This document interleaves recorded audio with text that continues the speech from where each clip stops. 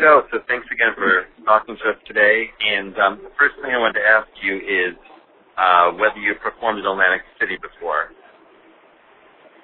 I have, personally I did, when I did my solo stuff, my solo project, I did just a short that is like a song or two in Atlantic City. But I think as a band, I don't think we've ever actually performed there.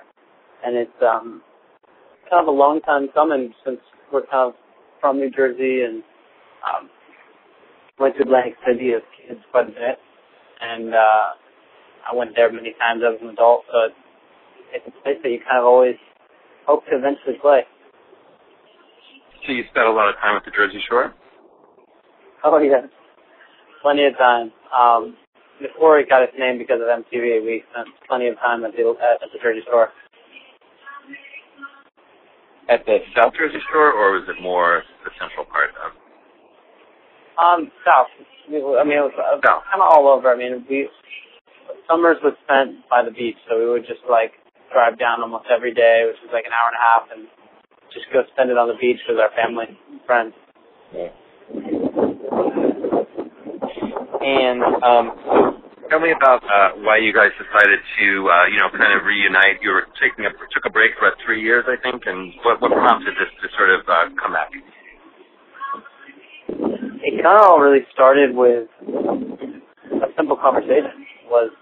We were all in the mind frame and the headspace to do this again. It was 3 years doing our own individual projects. We kept pretty busy with that, but it was kind of one of those things where we were just dying to get up on stage again together and make music again. And we got in the studio and tried things out, and the first trial wasn't as successful as we hoped. It was a little bit of a bumpy road just musically. We weren't feeling like it was anything progressive. It was just kind of similar to what we did in our last two albums. So we decided that we wanted to get back in the studio maybe a few months later. We went back in and something clicked, and we felt really confident about the stuff we were making. So you felt, do you feel like having taken the break and you had your solo album that you wanted to sort of try something different with your sound, or sort of not just go back to the same old? We definitely wanted to try something different. We kind of felt like it was, when we first tried it out, it felt maybe a little bit too repetitive, and we wanted to kind of challenge ourselves musically. And it's one of those things I think any artist really has to try to do is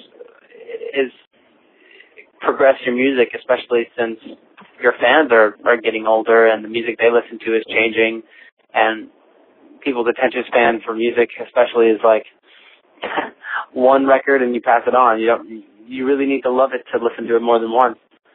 So we wanted to be able to do something completely, I think, not completely different, but staying to our roots and what we are musically influenced by, and try to create something new for the fans to hear. And now, what is your audience like these days? Do you still get plenty of screams out there in the audience, or are they a little calmer? Or? It's interesting.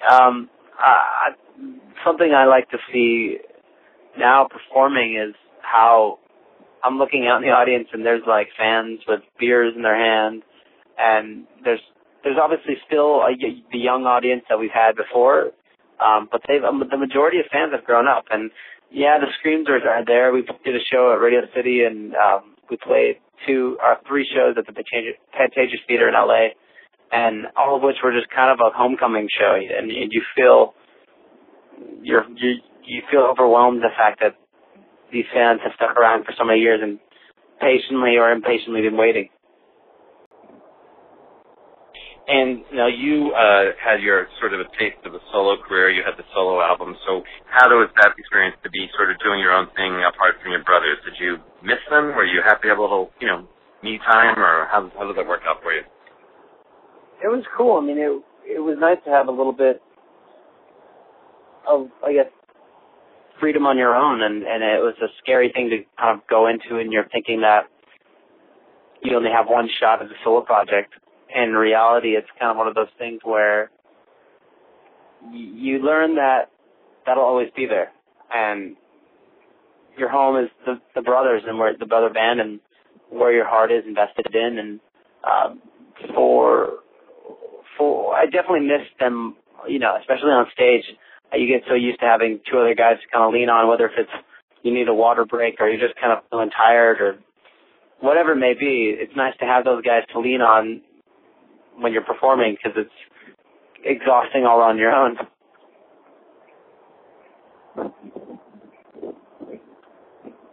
And now, I wanted to ask about sort of the whole reality TV aspect of your career, too, because you guys have, I guess, early on you were in the reality show, and then now there's the Married to Jonas show. So are you comfortable, kind of having grown up in front of the cameras, or is there still moments when you wish your camera wasn't there, or how was that for you?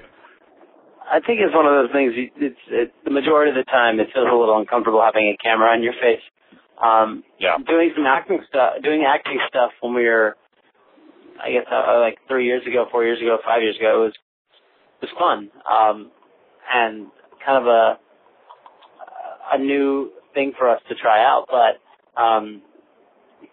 I think the reality show thing is a little invasive at times. But you also kind of have to know that, like, whatever you say could be filmed and flipped or recorded and be on TV. So you got to sometimes be careful with what you say and do. But you just try to be yourself and hope people like you for who you are.